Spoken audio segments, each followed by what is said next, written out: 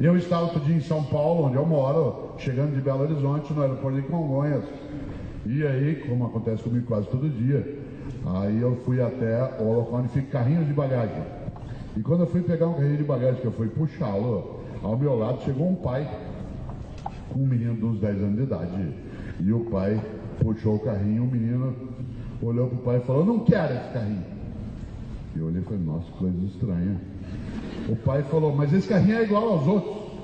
O menino gritou: "Não quero esse carrinho." Eu falei: "Eu vou parar aqui que isso aqui dá um livro novo." Né? Aliás, eu mesmo, é o Educação, Convivência e Ética, é esse que eu estou lançando.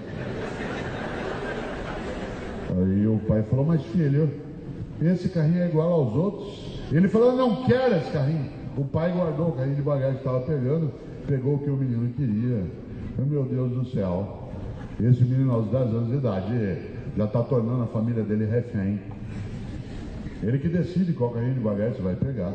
Provavelmente ele decide onde você vai comer, qual é a música que vai se ouvir no rádio do carro, qual o programa de TV que vai se assistir, senão ele fica na frente da TV e ninguém assiste nada. Ele não deixa os adultos conversarem porque ele fica interrompendo o tempo todo. Obviamente que esse pai não tinha que espancar a criança, mas tinha que educá-lo. Existe na relação de formação das pessoas, aquele que é responsável, ele tem, por exemplo, um pai com os seus filhos, ele tem uma relação de subordinação, de subordinação. Meus filhos estão sob, não mais, mas estiveram sob as minhas ordens, são meus subordinados. Meus netos, eles não têm subordinação comigo, porque tem com os pais deles, mas quando os pais transferem, eles estão a mim subordinados. Domingo passado eu estava em Florianópolis, onde mora uma das minhas filhas, e eu estava lá com 2 dos meus netos, e ela tinha saído e falou: "Pai, cuida deles." Com alegria eu falei. Uma hora Ana Luísa, que tem 2 anos e meio, resolveu fazer birra. Eu falei: "Você sente e cale."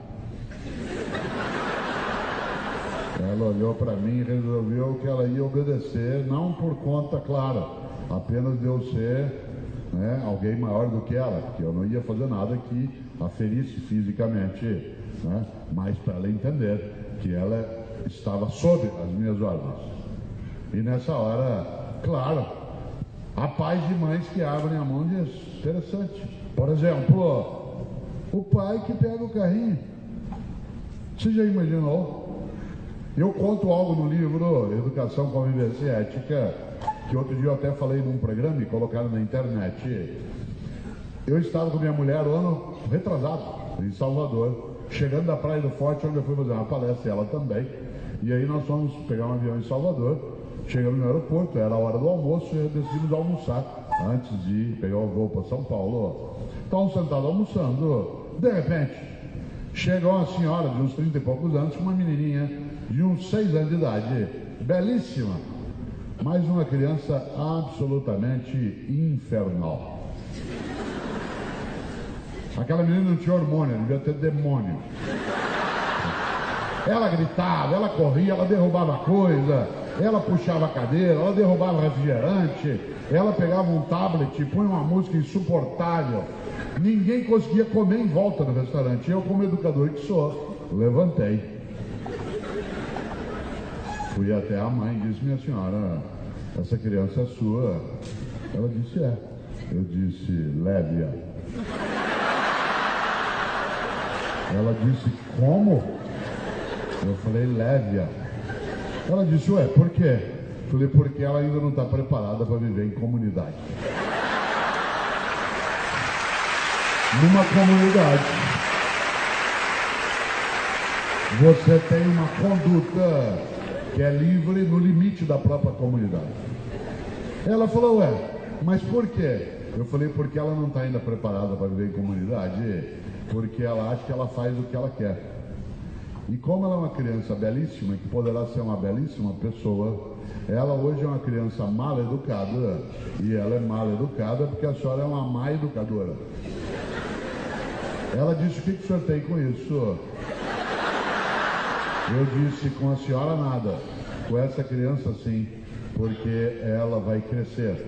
E eu não quero que ela cresça torta, e nem que ela construa parte da vida num país onde eu vivo e também os meus filhos e netos vivem, em que ela vai achar que a regra é ela fazer o que ela quer, porque depois isso vai trazer transtorno para nós. Por isso, salve tua criança, eduque-a, leve-a para casa, mas ela vai chorar. Então, chore em casa. Não bata, não coloque num quarto escuro, não machuque, mas ela tem que entender que os atos têm responsabilidade e ela não pode fazer o que ela quiser. Não nessa idade que ela já está. Ela tem que entender, disse eu, que desejos não são direitos. Atenção, muita gente hoje de várias idades confunde desejos com direitos. Isto é, eu quero, você tem que me dar. Você deu, é pouco, quero mais. E se você não me der, você vai ver. Opa, nós estamos formando uma geração e nos formando com ela, na qual se confunde desejo com direito. E se eu confundo desejo com direito, eu começo a achar que se eu quero, eu tenho de ter. E se eu não consigo, eu tomo. E se eu não puder, eu roubo. E se não der, eu corrompo. E desejos não são direitos. E eu disse à senhora, tua menina é tão bonita, mas leve-a e forme-a para ela viver em comunidade. A senhora não pode fazer isso. Ela disse, por que o senhor sabe que eu sou uma mala educadora? Eu disse, pelo modo como a senhora chegou aqui agora com ela. Porque a senhora, ao chegar com ela para comer, em vez da senhora dizer o que diz um adulto para uma criança, sobre a qual a senhora tem autoridade, e diz a ela de forma carinhosa, mas firme, filhinha, sente-se. A senhora disse, filhinha, onde você quer sentar? O que você quer comer? O que você quer beber? Onde você quer ir depois?